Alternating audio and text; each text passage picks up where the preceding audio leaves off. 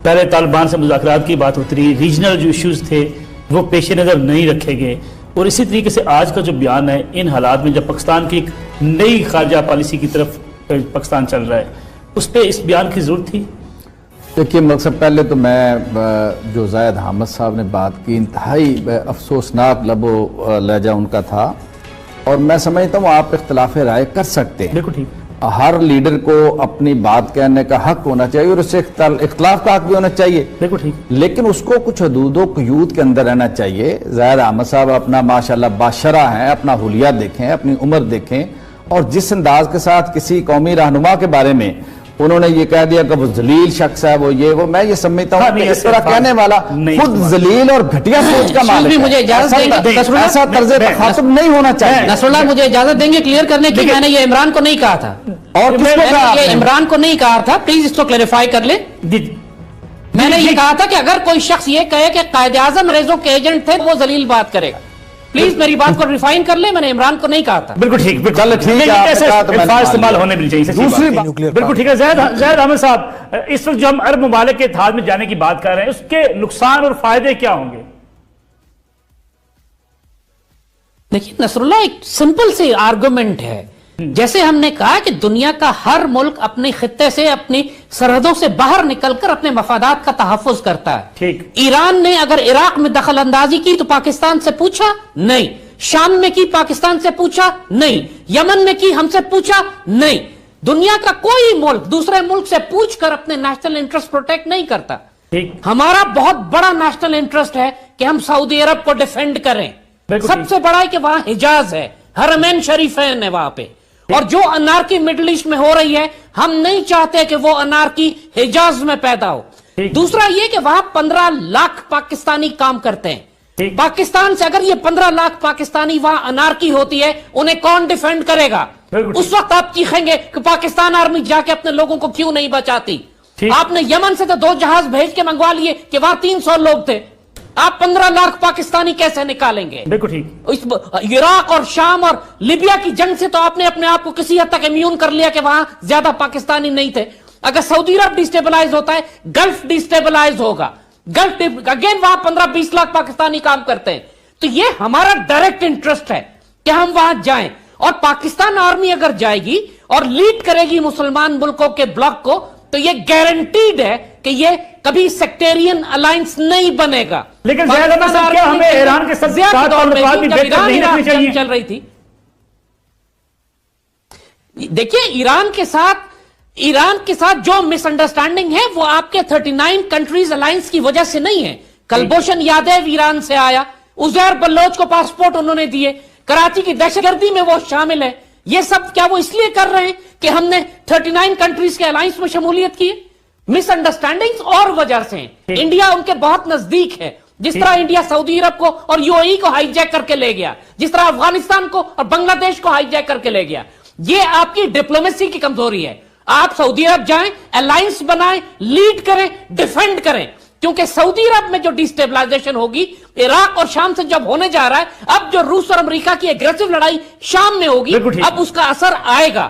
اب ریفیوجیز بھی آئیں گے سعودی عرب میں، داعش بھی آئے گی، اور جو خانہ کعبہ کو کنٹرول کرنے کی جو جنگ مسلم دنیا میں اس وقت ہو رہی ہے، داعش چاہتا ہے خانہ کعبہ کو کنٹرول کرے، ایران چاہتا ہے کہ وہاں پہنچے، اسرائیل چاہتا ہے کہ مدینے میں پہنچے۔ یہ سارے معاملات بہت امپورٹنٹ ہیں پاکستان کے لیے کہ ہم براہ راست لیڈ کریں مسلمان ملکوں کا بلاک۔ جو اس میں انکار کرتا ہے یا مزاحمت کرتا ہے یا اس پر اعتراض اٹھاتا ہے اس کو اگنور کر دینا چاہیے، وہ اس قابل نہیں ہے کہ اتنے بڑے امت کے مفاد کے بارے میں اس سے رائے لی جائے۔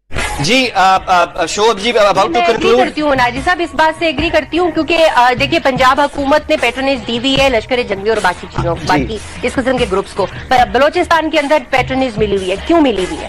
بلوچستان تو افیکٹولی انڈر ہماری آرمی کے انڈر ہی ہے، چاہے آپ اس کو رینجر کہہ دیں کچھ کہہ دیں، مگر وہاں پہ ہماری ایجنسیوں کا راج ہے پچھلے کئی برسوں سے۔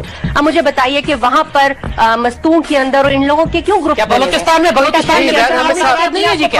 ہزارہ ٹاؤن پہ آپ لوگوں نے جنگ مسلط کی ہوئی ہے؟ یہ سب چیزیں یعنی یہ بات مجھے بات مکمل کرنے دیں۔ فرمائیے۔ دیکھیں یہ سارا ان کا بہتان اور الزام کہ بلوچستان پر فوج کا راز ہے۔ جب قتل و غارت ہوتی ہے بلوچستان میں تو پورا بلوچستان فوج کو بلاتا ہے، سب کہتے ہیں فوج آ کے ہماری عزت بچائے، जो लाखों लोग वहां से हिजरत करके बलूचिस्तान से निकलकर पूरे पाकिस्तान में गए, बिल्कुल ये झूठ बोलती हैं। इनका सारा काम डिसइंफॉर्मेशन और झूठ के अलावा कुछ भी नहीं है। पूरा बलूचिस्तान, पूरा कोयटा फौज को तलब कर रहा है, सब लोग फौज में पनाह महसूस करते हैं। और बलूचिस्तान लिबरेशन आर्मी बलूचिस्तान में जो जो असला लेकर आ रही है बलूचिस्तान से, उसके ऊपर न चीफ जस्टिस एक्शन लेता है और न पाकिस्तान की हुकूमत को एक्शन लेती है। अच्छा, मेरा ख्याल है कि हम इस तरह की, अच्छा मैं दोनों से गुजारिश अपने मेहमानों से करूंगा कि ये रवैया, ये लबो लहजा, इसमें गुफ्तगू करके हम कोई अच्छा पैगाम नहीं दे रहे। ऐसा लफ्ज इस्तेमाल किया, फिर ये मेरी गुजारिश सुने, दोनों से गुजारिश करूंगा। शो वैसे भी अब खत्म हुआ, अगर आप कोई आखिरी बात कहना चाहें ऑन द टॉपिक तो प्लीज। मारवी साहब, आप शो आपसे शुरू किया था, जी बताइएगा आपकी लास्ट लाइन क्या है on the topic please. What is the way forward? How can माफ कर दीजिए, इस बच्ची को माफ कर दीजिए। इस बच्ची को ना तो कोई इस्तेमाल कर रहा है, और अगर इस्तेमाल कर भी रहा है तो उसे पाकिस्तान का तो सरबलंदी हो रहा है इस वक्त। यानी यूएन में उस बच्ची ने जो तकरीर कर दी और जिस तरीके से उसने पाकिस्तान का नाम रोशन किया, मैं तो उससे बहुत खुश हूँ। You made your point. Thank you very much. जी ज़्यादा में साफ फाइनल वर्ड। हम सब की बच्चियां मलाला जैसी हैं। देखिए, जो कुछ इस वक्त मुल्क में हो रहा है, ये सब किसी के कंट्रोल में नहीं है। अब जो कुछ होगा मकाफात अमल के तहत होगा, और ये सारा निजाम और ये सारे झूठ जो ये बोल रहे हैं, अब इसका इलाज एक तलवार से होगा, चाहे वो फौज की तलवार हो, अवाम की तलवार हो या तालिबान की तलवार हो। ये निजाम चलने वाला नहीं है। देख लेंगे ये सारे कदम के साथ होने क्या जा रहा है। चंद नाम कर लीजिए। मेरा ख्याल है कि हम ये जाती, मेरा ख्याल है कि इससे निकले। मैं माजरत चाहता हूँ, मैं दोनों मारवी साहबा आपसे भी और उनसे भी ज्यादा दोनों से माजरत खाऊं। मुझे नहीं इस बात का आइडिया था कि आपके जाती इख्तिलाफ इस हद तक है, वरना it was a bad idea कि आपको एक शो में इकट्ठा किया जाए। मेरा ख्याल है कि we won't do it ever again. Thank you very much for your time and Zahid Hamid साहब का बहुत शुक्रिया। जी सैयद कई साहब, how to conclude the show? मैं समझता हूँ कि एक तो ये है कि हमें एक सीखना चाहिए, मुझे ये लर्न कर लेना चाहिए कि अनीक नाजी मुझसे मुख्तलिफ राय रख सकता है, और ये है कि अनीक नाजी को मादूम या गायब नहीं हो जाना चाहिए क्योंकि उसकी राय मुझसे मुख्तलिफ है। एक तो ये बात, और दूसरी मैं ज़ाती तौर पे भी मुझे फील हुआ वो खातून है, अगर मेरी तरफ से कोई दिल चिकनी हो तो मैंने उनसे माजरत भी की थी, मगर पॉइंट ऑफ व्यू डिफरेंट हो सकता है। ये जमहूरियत है, आप एक राय दें और एक राय दे के एक समाज में रहें। एक सेहतमंद समाज की ये अलामत होती है कि जहाँ लोग मुख्तलिफ राय रखते हैं। और क्या डेमोक्रेसी से हमने सबक सीखना है कि हम अपनी अपनी राय रखें। अब उनकी राय है कि नहीं, मैं आज भी ये कह रहा हूं कि मैं I want to make it very clear, मैं समझता हूं कि मेरा फखर से सर बुलंद किया जब वो तालिबान के खिलाफ खड़ी रही, मगर वो नहीं, उसे खराब करने वाले कोई और हैं। अब मेरा ख्याल है कि हम कम से कम 2 या 3 बातें हम, यानी जिस सोशल मीडिया पे हम एक यानी तहकीक हम ज्यादा नहीं करते आम तौर पे, यानी कोई कारोबार कर रहा है, कोई नौकरी कर रहा है, विम्स पे एक किसी ने कहा गाली दी, वो गाली तहकीक के बगैर वो भी गाली दे देंगे। अच्छा, मैं आपको इस पर एकदम यकीन कर लेगा। अच्छा, वही हमने जो इंतहाएं देखी वो शो में भी क्यों करते हैं हम ऐसे? इसलिए मैं आप स्टैम्प की आप ऑफिशियल रिपोर्ट है, एक बहुत बड़ी एनजीओ है, उन्होंने कहा कि जी आप हमें जो फंड दे रहे हैं हमें पॉलिटिकली इस्तेमाल कर रहे हैं। आप उनकी वेबसाइट पे पड़ी हुई है, आप जाके देख सकते हैं। मैं नहीं ये कहता, वेस्ट के लोग, मैं खुद बाहर रहा हूँ, बड़े अच्छे लोग हैं, मैंने, मगर उनकी जो conflict of interest between many perhaps establishments. वक्त हुआ जी खत्म। हमने तलाश करने की कोशिश की हमारा रवैया क्यों है, उसका नतीजा हमें सबूत इसी शो के रिकॉर्डिंग दौरान मिल गया कि हम इंतहाओं पे चले जाते हैं। शायद हमें अब वो म्याना रवि जैसे कहते हैं, शायद बहुत ज्यादा अच्छी नहीं लगती। बहरहाल दैट डज नॉट मीन कि इस रवैये को सपोर्ट किया जाए। मीडिया का जहां तक जिक्र हुआ, हर तरह के पॉइंट ऑफ व्यू मीडिया ज़ाहिर एंटरटेन करता है, और आगे जो फाइनल जो ओपिनियन